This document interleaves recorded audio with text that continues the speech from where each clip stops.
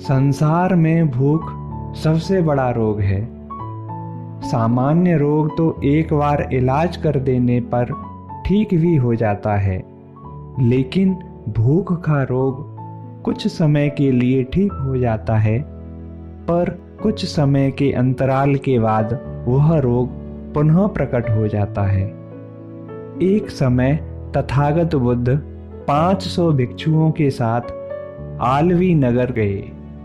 आलवी नगर के वासियों ने भगवान बुद्ध को भोजन के लिए आमंत्रित किया।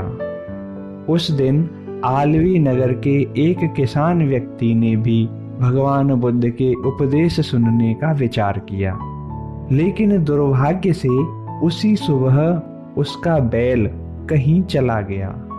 बहुत ढूंढने पर वह नहीं मिला। उसकी खोज में वह किसान काफी दूर तक निकल गया और दोपहर के बाद भी उसको उसका बैल नहीं मिला। शाम होते होते उस किसान को अपना बैल मिल गया और अपने खोए हुए बैल को लेकर के वह अपने घर पहुंचा। फिर वह तुरंत ही भगवान बुद्ध के उपदेश स्थल पर पहुंचा, जहां पर भगवान बुद्ध उपदेश देने के लिए बैठे हुए थे। वह किसान भगवान बुद्ध के पास पहुंचा और प्रणाम करके एक ओर खड़ा हो गया। बुद्ध ने एक व्यक्ति को बुलाकर भोजन मंगवाया और उस किसान को भोजन कराया। तब फिर उस किसान को और सभी लोगों को उपदेश दिया। बुद्ध के उपदेश को सुनकर वह किसान परम शांति को प्राप्त हुआ।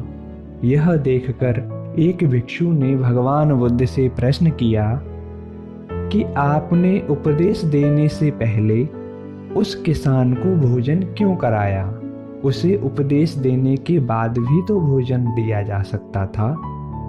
भिक्षु की बातों को सुनकर भगवान बुद्ध ने एक गाथा को कहते हुए अपनी बात को समझाया। जिगच्चा परमा रोगा संखारा परमा दुख एतम नन्त्वा यथाभूतम निब्बाणम परम सुखम।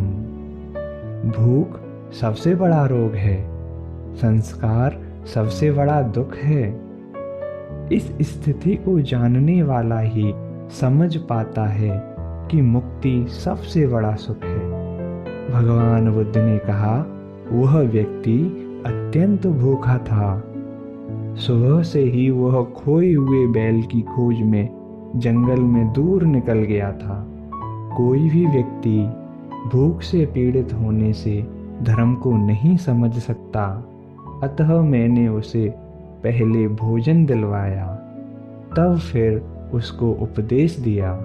भिक्षुओं, भूख के रोग के समान दूसरा कोई रोग नहीं है। भूख शांत होने के बाद ही मन को उपदेश सुनने में और ध्यान में लगाया जा सकता है। भगवान बुद्ध की जीवन को बदलने वाली कहानियों के लिए चैनल को सब्सक्राइब करें। यदि कहानी अच्छी लगी तो लाइक शेयर अवश्य करें। धन्यवाद।